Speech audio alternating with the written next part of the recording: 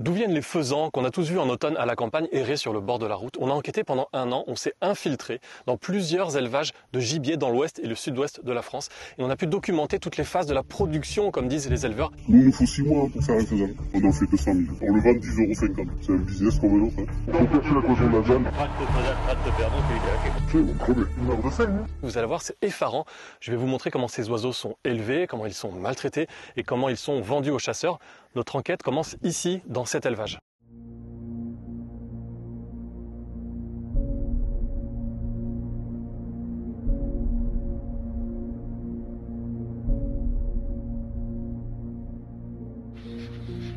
Ces lumières dans la nuit, ce sont des ampoules qui éclairent des cages. L'éclairage permet d'augmenter artificiellement la période de ponte des faisans qui dépend normalement de la durée du jour.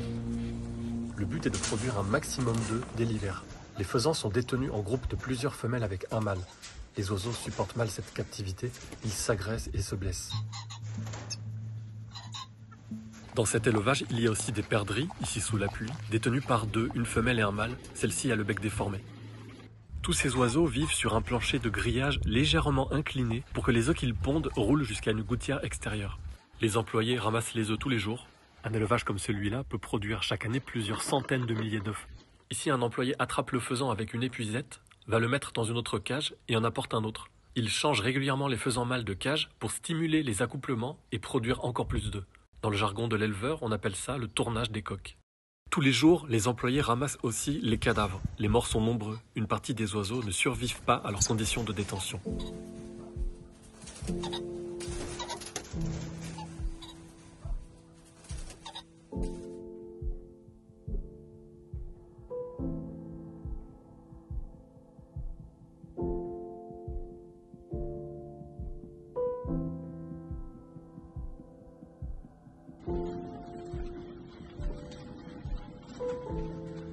Faisans et perdrix mortes sont le quotidien en élevage entre les seaux d'œufs récoltés. Les œufs ne seront pas couvés par les oiseaux comme c'est le cas dans la nature. Les faisans et perdrix qui survivent dans les cages ne connaîtront jamais leur descendance. Les œufs de cet élevage sont triés, rangés et seront incubés ailleurs. Les œufs sont envoyés à cette entreprise, le leader français de la production de gibier, Gibaud Vendée, sur lequel on avait enquêté. Gibaud Vendée a un réseau d'éleveurs, de sites de production en fait.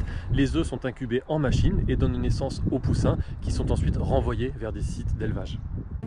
En voici un, cet éleveur a été livré en carton de poussins. Il jette les poussins au sol. C'est comme ça que commence la vie de ces oiseaux. Dans cet élevage de perdrix et de faisans, les jeunes oiseaux sont nourris avec de l'aliment industriel à base de soja génétiquement modifié. Les poussins, il va falloir les faire grandir. Écoutez ce qu'en dit un autre éleveur, il résume son métier. J'achète les oiseaux à un jour, les poussins. Nous, il nous faut 6 mois pour faire un faisan. Pour qu'il arrive à terme, on en fait 200 000. Ça partout dans le milieu chasse. On le vend 10,50 €. C'est un business comme un autre.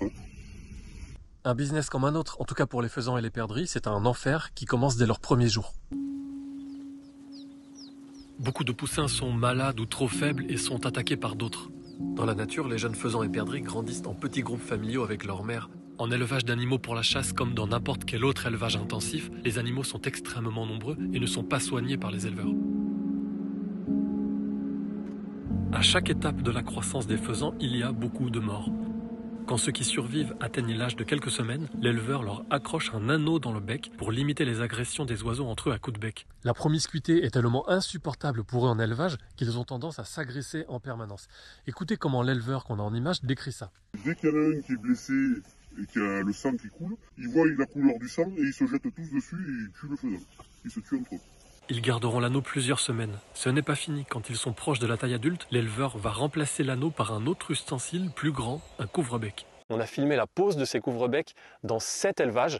Les employés commencent par rabattre vers le bâtiment les faisans qui étaient provisoirement dans une volière. Les oiseaux complètement paniqués tentent de fuir dans tous les sens et se heurtent au filet.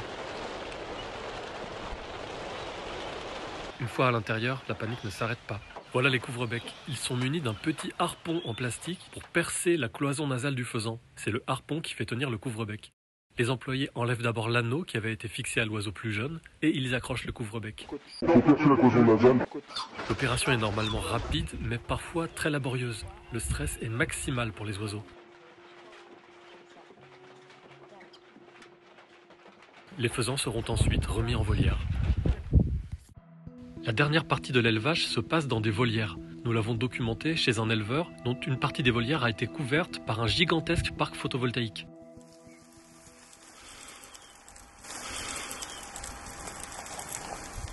Sans surprise, il y a des oiseaux morts. Il arrive que des faisans se coincent dans les filets et meurent. Leurs cadavres se décomposent là.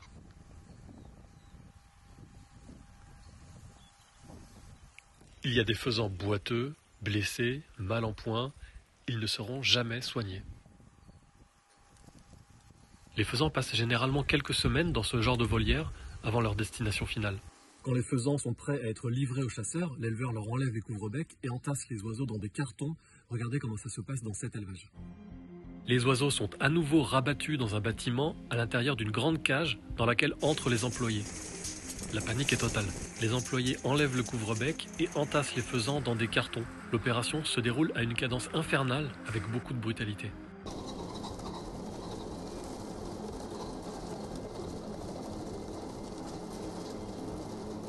Et que deviennent les faisans qui étaient maintenus en cage pour la reproduction? À la fin, la même chose, regardez. Les employés enlèvent les couvre-becs et mettent les oiseaux en caisse. Les éleveurs gardent généralement les reproducteurs en cage de quelques mois à 1 ou 2 ans et les remplacent avant que le rythme de la ponte commence à ralentir.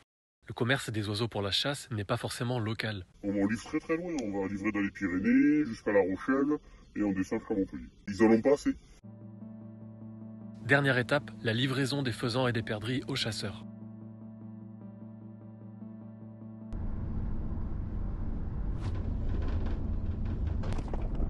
Ces images ont été prises pendant le trajet en camion. Ces oiseaux plutôt territoriaux dans la nature ne supportent pas d'être confinés à plusieurs dans les cartons. Ils s'agressent entre eux à coups de bec.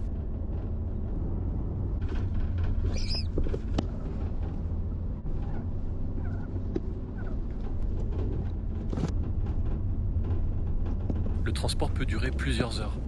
Ici, les caisses en carton ont été à moitié écrasées pendant le trajet sous le poids des autres. Les chasseurs reçoivent la marchandise et l'entreposent. Les clients sont des associations de chasseurs et autres groupements de chasseurs ordinaires qui lâchent les oiseaux dans les campagnes. Lâcher des faisans ou des perdrix d'élevage ne nécessite pas d'autorisation. Les commandes sont ajustées au nombre d'oiseaux prêts. Ça fonctionne comme n'importe quel commerce avec livraison à domicile. 30 faisans, 30 perdants, c'est lâché. Impeccable, il n'y en a plus qu'à lâcher. Normalement, on lâche le soir à 7 heures. Parce qu'il y a quand même pas mal de gars qui viennent nous lâcher, qui travaillent. Alors ils viennent après le boulot, on fait à 7 heures, c'est un peu relou. Cette femme, qui organise les lâchers pour son association de chasseurs, plaisante à leur sujet. Ça j'avais content, si on le rattachait pas par la patte, il nous casse les couilles. Et vous les avez pas lâchés, je les ai pas trouvés. Et on va pas dire que l'on s'était lâché. Mais ça va jamais. Ben, je vais leur dire, alors pour les lâcher, pour ceux qui seront pas là, je vous demande de me piquer avec le nombre de ficelles par caisse. On vous les attache pour vous soyez sûr de les boire. C'est une blague.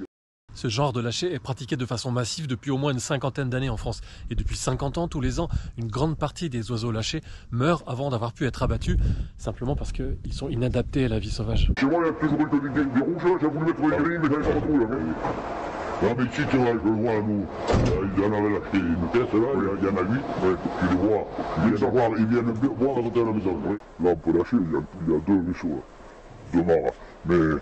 Si vous lâchez un de l'endroit où il n'y a pas du tout d'eau, avec des chaleurs comme ça, ils vont crever. Ils meurent de faim, hein. Ils ne savent pas se nourrir dans la nature. Alors qu'il y a des chaumes de tournesol, on les lâche dans des endroits où il y a à manger, on les retrouve au moins pour leur bouffer, on trouve les plumes. Ils ont lâché soi-disant des reproducteurs, 80 reproducteurs, on a des nourrisseurs un peu partout. Moi j'ai fait le tour, je ne trouve pas un. Il n'y en a plus, hein. Ils sont morts, hein. Ils sont tous crevés ou bouffés par les renards, hein. Ou les buses, ou toute la sauvagine. Hein. Laissons le dernier mot à cet éleveur qui explique sa conception du métier. Quand vous lâchez à peu près sur une commune comme à côté, ils en lâchent 40 pour l'ouverture. S'ils en prélèvent 10, c'est le maximum. Les 30 autres, il y en a quelques-uns qui arrivent à s'en sortir, mais il y en a bien 50% qui se font bouffer par la sauvagine. Renards, buses, chats, et ainsi de suite. On nourrit les renards. Là. On nourrit pas les hommes, on nourrit les renards avec ça.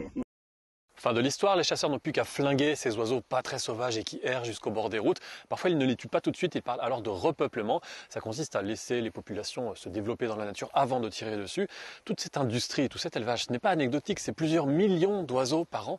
Est-ce que c'est acceptable de générer autant de souffrance simplement pour le plaisir de tuer? Je pense qu'il faut interdire l'élevage des animaux pour la chasse.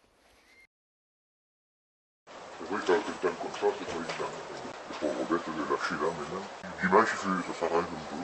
Si on ne chasse pas, on les cherche pas de nain, hein.